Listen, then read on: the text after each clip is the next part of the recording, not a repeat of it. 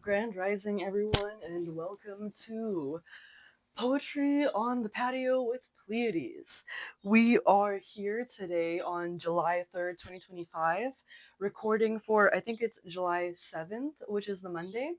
And today we're going to be talking about a lot of topics. It is 10:43, so I'm going to do 10-minute increments again. And I don't have my glasses because I just couldn't find them. I'm sure they're in my purse or something, but I just didn't take the time to search for them. So, yeah, the first thing we're going to start with today is reflecting on living in Manor/Austin for 1 year and how it's been. So, typically, I do not enjoy moves and then I like lean into them and I really enjoy them. So I moved around a lot as a child. When I was born in Los Angeles, California. And then in 2004, after I was born in 2000, so 4 years living in California, and I remember living in California. We'll get into that another day, I'm sure. But we moved to Chicago, and when we were living in California, we lived in like downtown LA, and when we lived in Chicago and Houston, we're similarly living in Austin, 30 minutes outside of the city in a suburb. So in Houston, we lived in Katy. In Chicago, we lived in Crown Point, Indiana. Again, 30 minutes outside of the city. So it was always very accessible to get things that you need. And, because we have traveled so much and met so many people in different aspects and locations of their lives, like when we moved to Houston to Austin, I knew that like there was going to be a point where I enjoyed it, but I just wasn't that person yet. So I had worked towards just vending back and forth from Austin to Houston for the last year. And that was getting so exhausting. For a while in the beginning, I would like cry on the drive home. And like for the entire year before I had moved to Austin, like I would cry living in Houston knowing that this was like my last year. Like it was really bittersweet. I enjoyed the last year, but I talked about in my last podcast that like my dad had lost his job and that was the reason that we were moving. So it was not an easy time. So yeah, after like 11 months of living there, like I kind of was stuck in 7 months of living there. Like I kept saying, oh, I've been here for 7, 8 months, even though every month that had passed by I kept being like, oh, it's been 1 month, it's been 2 months, etc. So the fact that I had gone to 7 months and then it was 11 months, like that was crazy to me. And at 11 months I was like, okay, what am I doing? Like how should I live? How do I live? How do I want to live? There's so many questions. And so yeah, I just got dating apps, and then I think I told you guys about that, and I dive a lot deeper into this last month process that I've been explaining, like from 11 months to 12 months living in Austin in my book, because the dating was a huge factor in like why I run the streets in Austin now. And I'm not saying like I genuinely run the streets in Austin like how I've run the streets in Houston. Like everyone knows me in Houston. People stop me in Houston like a internet micro niche celebrity. And that's really cool. It's really fun. Everyone, like everywhere I go, I know someone. Like I literally cannot go into an HEB without recognizing someone. And I love that. It's not like that in Houston, or sorry, in Austin yet. It will be though, and I'm grateful for that. Like I kind of just want to go to grocery stores and get to know people, and I've said that, and it's crazy. Like as I've said that, oh, sorry, I have to check if this plants is. Yeah, I'm not stepping on the plants with my tripod. Anyway, so the next thing is how sad I am that it's not Pride Month anymore. Also, I am non-sponsored Joyba bubble tea. I honestly think this stuff is so gross. Like, I genuinely do not like it, but it's the only thing that I could find in the pantry right now that was a different drink than everything that I've used already. So I was like, fuck it, we ball. I can't really do nothing about that. So yeah, how sad I am that it is not Pride Month anymore. Let me just open this real quick so y'all aren't suffering with this noise. I might edit this out. I might not. Mmm, mmm, mmm. I've cut back on sugar a lot.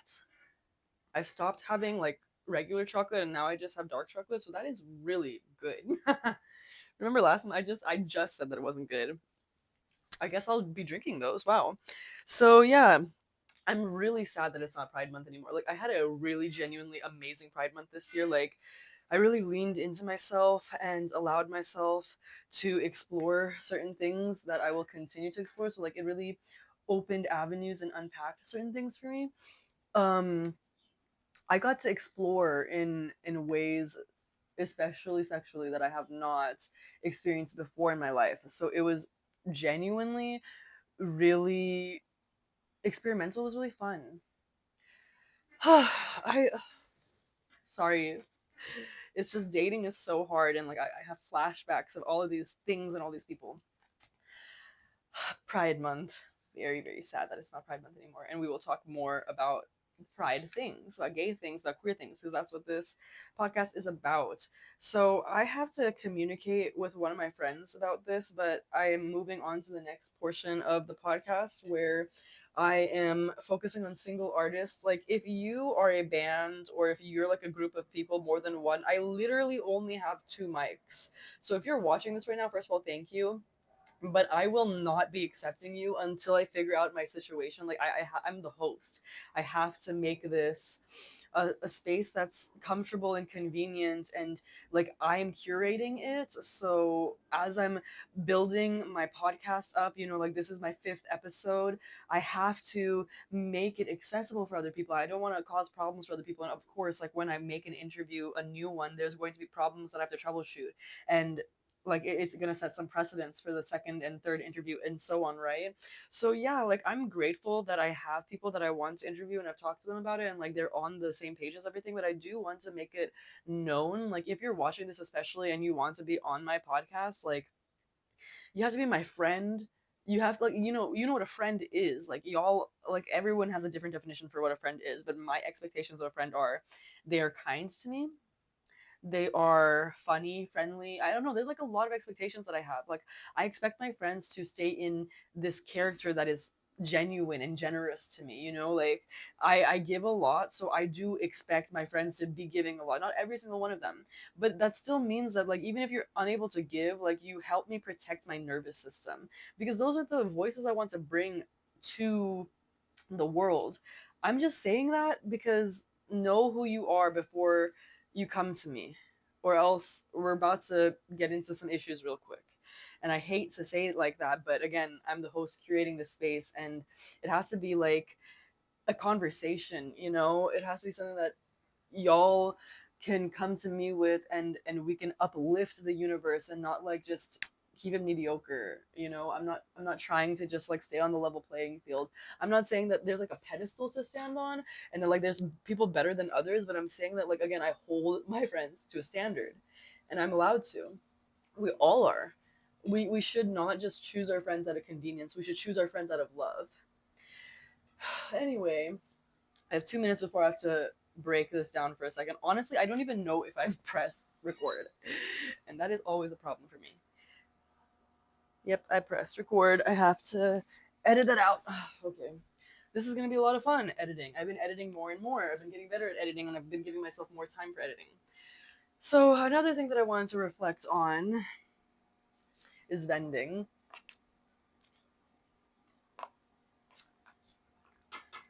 And the reason I wanted to reflect on vending is because I've been vending for a year back and forth from Houston to Austin, and that was from my like 1.5 year point of vending to 2.5 years. So I entered the second year of vending in Austin, and I first vended ever on January 1st, 2023 in Austin, like the New Year's. And it was at my friend's show at the Psych House in Elgin. And I think it's really amazing to see how much I've accomplished in these last 2 years. Like I've really poured myself into my art and my creative endeavors. And I'm genuinely super proud of the community that I've built around me. Like all these people who need to be artists, and it's their life force, it's their life blood, it's their life oxygen, you know? And they can't live without it. And that's just like me for real. So yeah, like I'm so privileged in the fact that I don't have to focus on anything except for my art. Like I'm able to make this podcast. So yeah, I do want to extend this safe space to others. But it's like you have to be willing to meet me halfway and make it a safe space too. I say this about vending too because like I'm going to be uplifting artists, and most of the people that I'm meeting our coworkers in a way, or of course they're friends first, but it's like, oh my god, we keep seeing each other in these settings, and like we keep loving each other, and we keep making art. Like, let's make more art together and stuff like that. So yeah, like I'm grateful for what vending has brought me, but I believe that it's time to let it go. And soon it's not going to be vending for me anymore. It's going to be a sort of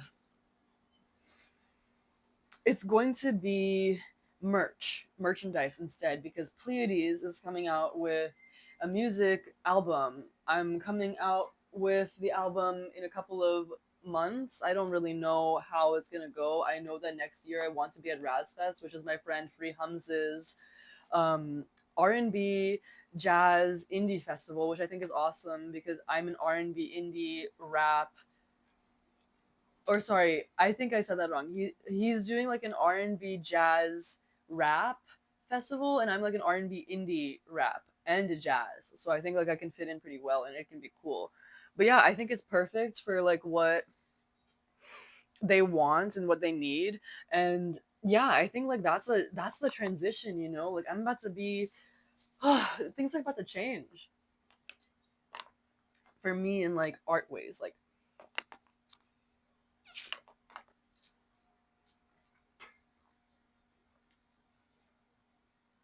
yeah, I'm not gonna focus on vending anymore. And also, when I was vending a lot, I also did not ever mention. No, I think I mentioned it, but like some friends were like, "How are you making money vending?" And like a lot of times, the truth is, I was making art for other people, and that was really painful for me. Like, I mean, it was not like that painful because I was still making art and I was still creating, but there was like a sadness inside me where I was like, I feel very capitalistic, and I have to, because otherwise I'm not going to be able to like make my bills. So yeah, that's my reflections on vending. I'm gonna take a little moment to myself now, and then I'll come back.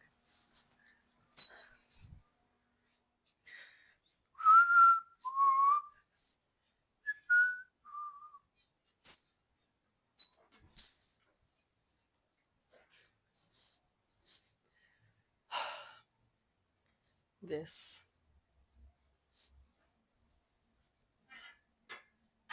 I just wanted to show you all that. Okay, let's get back into it. Did I even turn this on? Is this thing on? Um. So it's 11:10. I reflected on vending. Now let's reflect on studying poets. So I had told y'all that I'd studied T.S. Eliot, Victor Hugo, Thomas Hardy, famous names. Now I have been talking to friends about the poets that I've been reading, and they have extended the grace of other names that I may or may not have pondered upon in this universe. And somehow I have read those modern and contemporary writers. So that's really cool. Like R.H. Sin, I really like. Everyone always mentions Rupi Kaur. I don't know really know how to pronounce her name. That's okay. I think that's right though. But yeah, like I've always read those poets when I was younger, like a kid.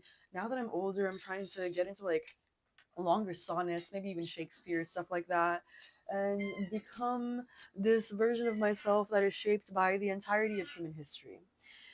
And I also have taken a break on studying poets because now I need to study podcasters, and I have not made the time for that. Like, today is Thursday, and I have been planning to watch one podcast interview a day from Sunday night,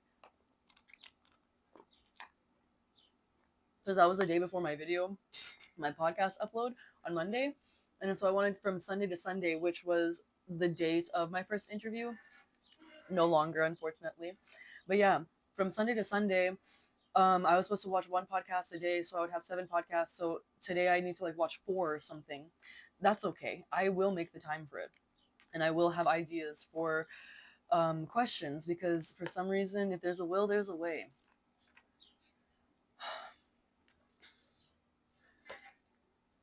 I will drink to that.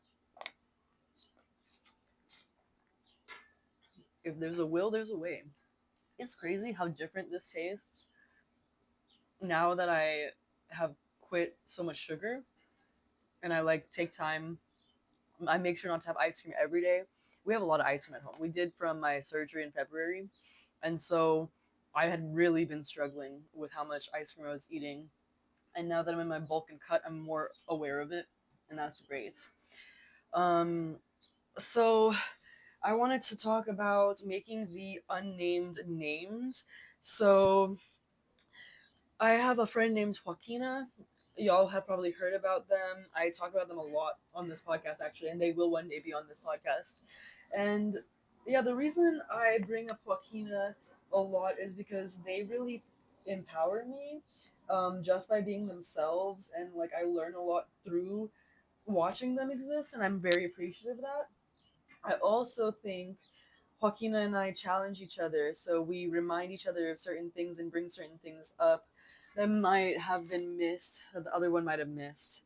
And so making the unnamed names, like when you're watching your friend talk about something that might be bothering them or something, like to stop them and be like, have you noticed this?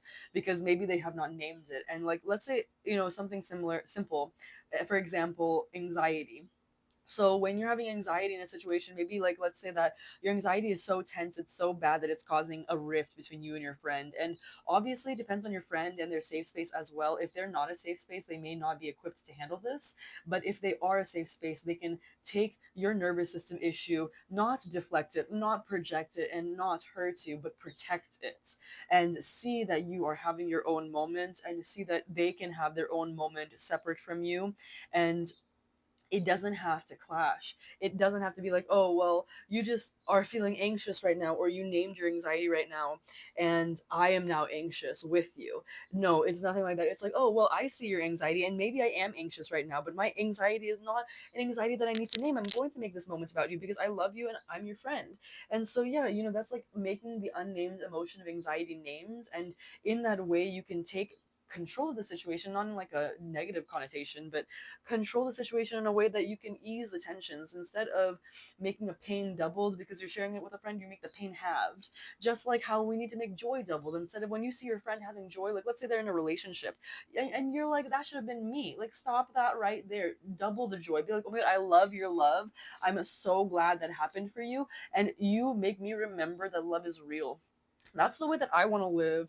That's the positivity I want to bring to the world. And more things that are unnamed.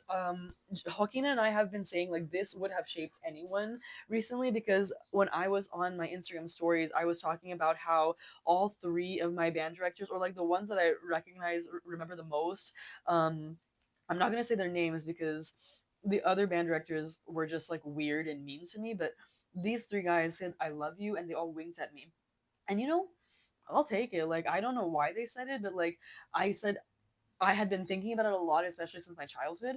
And I had posted on my Instagram saying this would have shaped anyone. So Joaquin and I have been saying that a lot.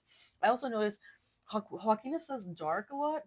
Like when I'm explaining something and it's just a story, right? Like you're talking about, oh, this person is having this trouble in their life, and like let's say that it's like a part of a pie of a bigger story. So like you say this little tidbit, you could be like, that really sucks, and you can say this or that or whatever. But when you say dark, like it's very simple, it's very concise. I like it. And it's making the unnamed names. Like, yes, this is a very dark story. And so I also like something that Joaquina does where it's like if they're missing something, like let's say they're keys, they're like, oh, where would I be if I were keys? And I love that. Like I'm not hiding. I'm not being I don't know. Where would I be if I was X, right? I love that. Another thing that's an unnamed named thing that really helps me is the alphabet game.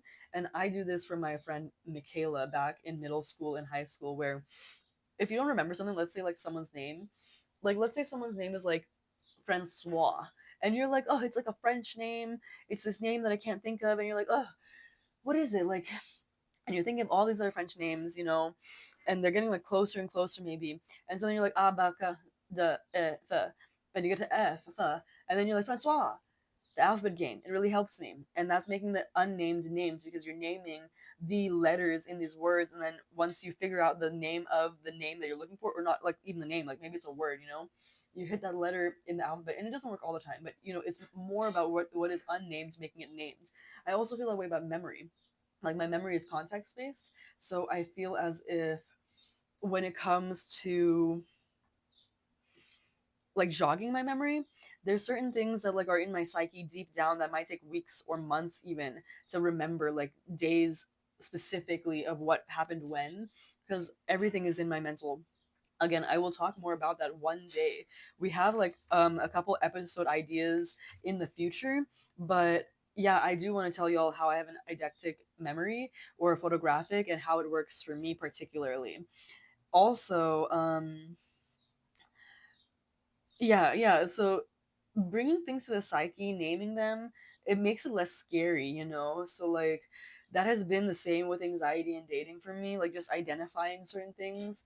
Like, I have to sit with them and intuitively feel them. Like, if I am having trouble with like an intuition about someone that I'm dating, let's say like let me give you a specific example. Like again, I'm dating, I'm going around meeting people, and because of this, I want to also hook up with people, right? So figuring out what one person wants and if I want that with them, you know, where I'm like, okay, I can see that I don't want that, but like I can want that, so I can change my mental and like be strict on these ideas so I don't grow emotions. There's also certain people that I know that I have grown emotional towards.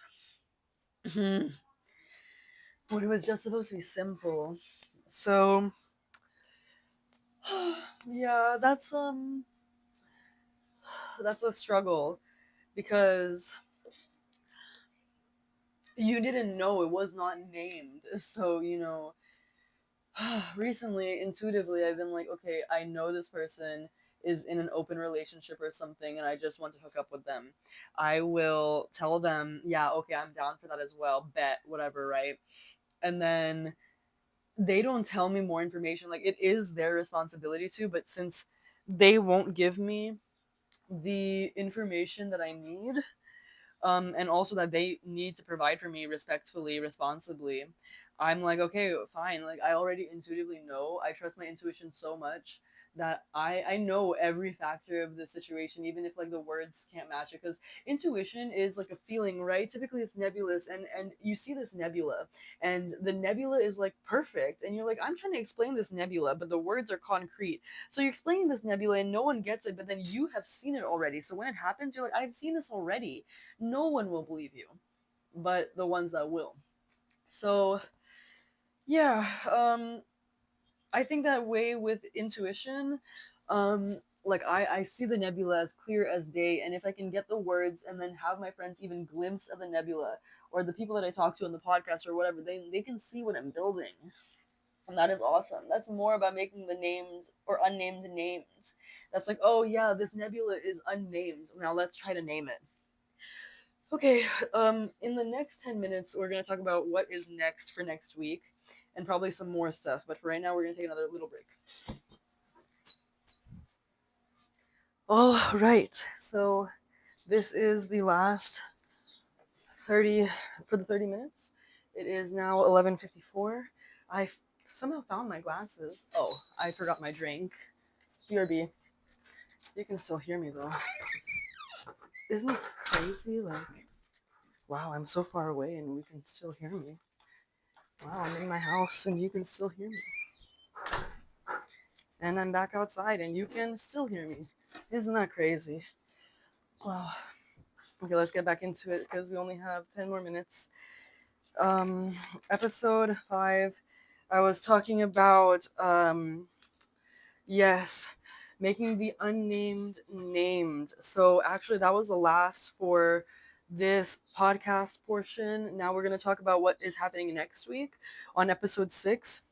So let's talk about that real quick before we just like blab on, yap. So next week we're going to talk about liminal spaces in life. We're going to talk about burnout versus discipline. We're going to talk about rest for the nervous system and how that doesn't always mean stop. We're going to talk about autism. We're going to talk about when and how I realized I'm trans and how I chose my name. And we may talk about more things than just that. But I think you guys realize and recognize that I'm getting more comfortable on camera, which is the point. I'm training in a way.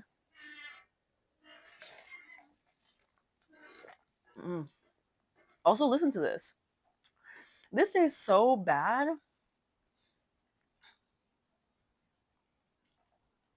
Yeah, this tastes so bad. And it has 32 grams of added sugars. That's 64% of the day's worth of sugars. Oh, that's disgusting. Um, I want to talk about, okay, so now that we have 10 minutes, just like talk. First of all, there's a wasp. Ugh, you know how those wasps be. We're on the patio in Texas. I don't know what I would expect, but it's still poetry on the patio. Um, every week things change, you know. Like one week, oh my god, I didn't even realize the straw is longer than. Oh, so okay, we'll know that for next time I drink this though. I will not be buying these again. They came in a packet of 4. I have 2 left, I think. Oh, flies everywhere. So yeah, I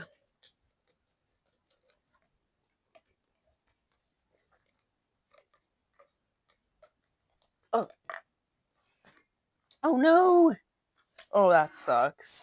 It's okay. It's okay. One of the popping bobas popped on the swing. Yeah, I really don't know what to yap on about right now. Like, I want to focus on like a subject. That's why I give myself topics to talk about during the podcast. Maybe I'll get better about improving it. I've been doing better about like reaching out to friends. I'm ready to start building a a long-term relationship, a lifelong partner. That's so random. I don't know if it's gonna happen.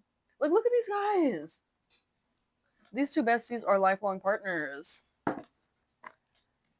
and I love them so much.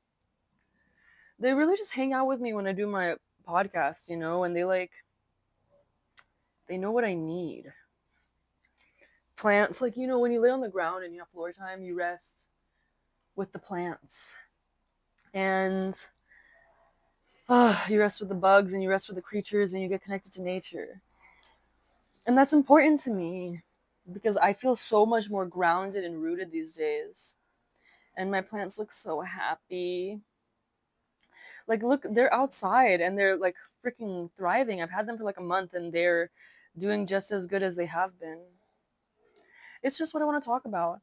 Also, you know what? I will talk about this right now. I thought, you know what, when I was in the bathroom, which I thought was so funny, like that's where I found my glasses. I don't know if I mentioned that. Like I had gone to the bathroom between every single break, and I didn't recognize that my glasses were just like on the sink. But anyway, I didn't want to talk about this until like I was ready for like the next episode or something, but for some reason this is happening now. And I was like thinking like maybe it won't even happen the next episode. Maybe it'll happen like the next and the next and the next.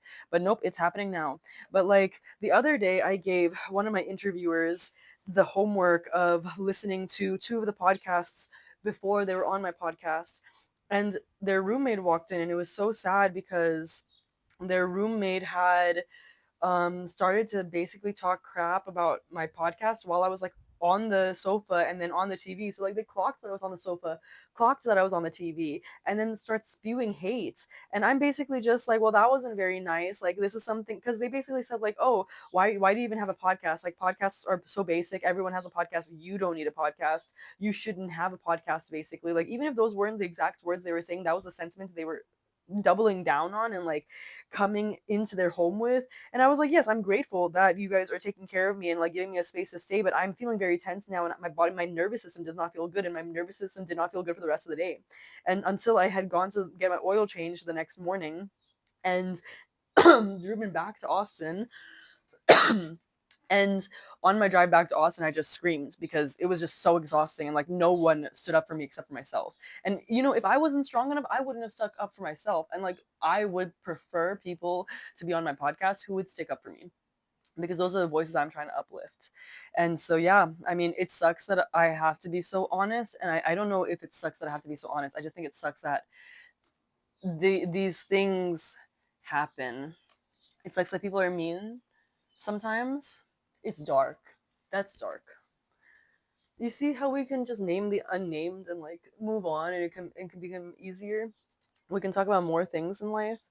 I love Aaliyah and Joaquina so much. They're my two besties in Austin. They're probably the people I know the closest in Austin, to me right now. And also, I pray and hope that that continues for a long time because I love their energy. We just started a group chat. We're gonna hang out all together soon. I'm super excited for that.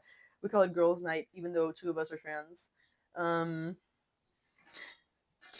and I'm going rock climbing today. I'm going climbing, like wall climbing, right? At Crux Crew. I don't know, Crux, I think is how it's called.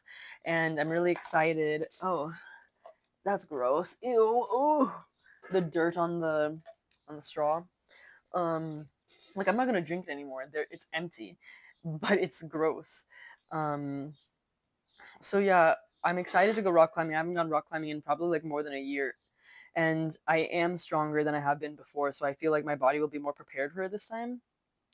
And I'm going with friends that I really love and trust, and that like I feel comfortable around being myself, and I want to get to know like Aaliyah's partner and some of their friends. Yeah, so I just think it's gonna be a really good time.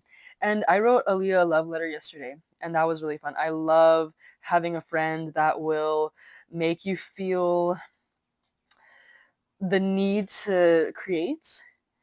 I love having lovers that make me feel the need to create a muse. I typically do not feel that much want to create for a person, but Aaliyah and Joaquina brought that out in me. So I wanted to talk about that because I think, again, friends are important, lovers are important, people are important. Here I am with my plants. I love them so much.